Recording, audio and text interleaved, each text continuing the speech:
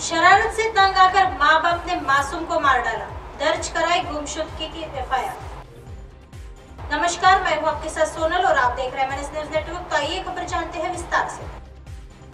आपका बच्चा भी शरारती हरकतें करता होगा, लेकिन क्यों उसे इसकी सजा मौत मिलनी चाहिए?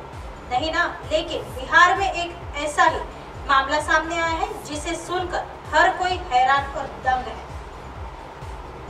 दिल को दहला देने वाली वारदात बिहार के गोपालगंज में सामने आई है। यहाँ एक कलयुगी माँ बाप ने बच्चे की शरारत से तंग आकर उसकी हत्या कर दी है। घटना थावे थाना क्षेत्र के एकड़केरवा गांव की है। पुलिस ने हत्याकांड का खुलासा 48 घंटे में करते हुए आरोपी माँ बाप को गिरफ्तार कर लिया है। वहीं हत्या में इस्तेमाल किए गए रस्सी और अन्य साक्ष्यों को भी जब्त किया। पढ़ाई में था तेज तर्रार, करता था शरारत। कक्षा 5वीं में पढ़ाई करने के साथ ही बच्चा थोड़ा शरारती भी था।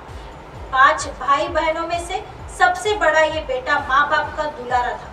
जब चाहे किसी बच्चे से झगड़ा कर लेता था, थप्पड़ से मार देता था, जिसकी शिकायत माँ बाप तक पहुँच जाती थी। बार बार बच्चे की शिकायत घर पहुँचने से परेशान माँ बाप ने शिवम कुमार की कमरे में बंद कर जमकर पिटाई की। 19 मार्च को पिटाई करने के बाद डराने के लिए उसके गले में रस्सी डालकर फांसी पर लटकाने की कोशिश की, लेकिन पिटाई और फांसी के फंदे से लटकाने के दौरान शिवम इतना डर गया कि उसकी मौत तो हो गई और हमेशा के लिए खामोश हो गया।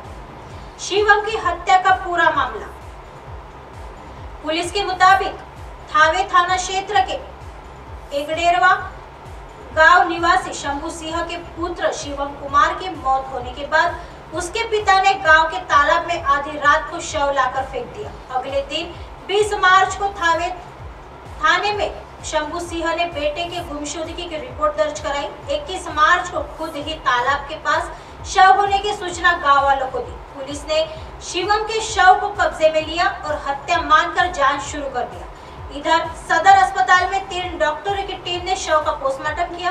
पोस्टमार्टम रिपोर्ट में शिवम की हत्या की बात सामने आई। डीसीपी के नेतृत्व में बनी थी एसआईटी।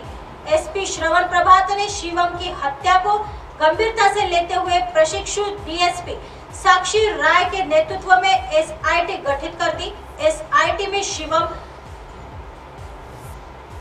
शामिल सदर इंस्पेक्टर हीरालाल प्रसाद, थावे थाना अध्यक्ष शशि रंजन और माझा थाना अध्यक्ष विशाल आनंद ने तफ्तीश शुरू कर दी। एसआईटी ने घटनास्थल की जांच के लिए डॉग स्क्वाड और एफएसएल टीम से कराई, जिसके बाद एसआईटी को शक हुआ कि हत्या कहीं और नहीं बल्कि शिवम कुमार के घर में ही की गई। एसआईटी ने घर की तलाशी ली तो रस्सी मिली, कई साक्ष्य मिले, जिसके बाद पुलिस ने शिवम के पिता और उसकी मां छोटी देवी को हिरासत में लेकर पूछताछ शुरू की।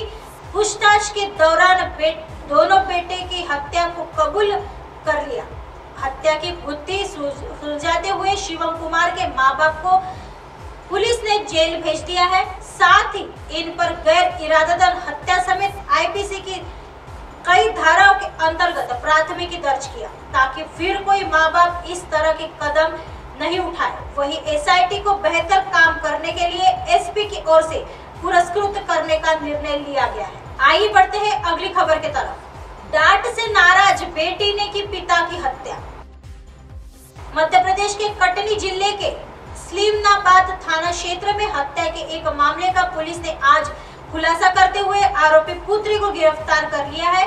पुत्री ने ही पिता के डांट से नाराज होकर उस पर कुल्हाड़ी से प्रहार कर हत्या कर दी थी। पुलिस सूत्रों ने बताया कि 21 मार्च को मवई गांव के सरपंच आशीष बरोआ ने सूचना दी थी कि गांव में रहने वाले रामवरण तिवारी मृत अवस्था में अपने घर पड़े हैं।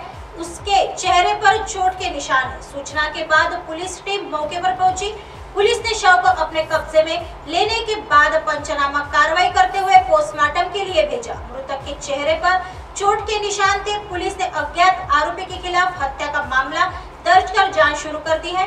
मामले की विवेचना के दौरान पुलिस को पता चला कि मृतक की बेटी वर्षा पांडे जिद्दी और गुस्सैल है। पहले भी वह पिता और ससुराल वालों के साथ मारपीट कर चुकी है। इस पर मृतक की बेटी पर संदेह हुआ, जिसके बाद पुलिस ने मृतक की बेटी से पूछताछ की। पुलिस पूछताछ में मृतक की बेटी ने बताया कि पिता की डांट फटकार से दुखी होकर उसने कमरे में रखे कुल्हाड़ी से चेहरे पर हमला कर दिया। आइए बढ़ते हैं अगली खबर की तरफ। सामूहिक दुष्कर्म के दोषी की हत्या, कोर्ट ने सुनाई थी उम्र कैद की सजा। नई दिल्ली के पहाड़गंज इलाके में वर्चस्व को लेकर एक गुट ने दूसरे गुट के 4 सदस्यों पर लाठी डंडों से हमला कर दिया। इसमें मोहम्मद राजा नामक एक व्यक्ति की मौत हो गई, जबकि 3 जख्मी हो गए। मोहम्मद राजा डेनमार्क की महिला से सामूहिक बलात्कार के मामले में दोषी था। उसे आजीवन कारावास की सजा सुनाई गई थी।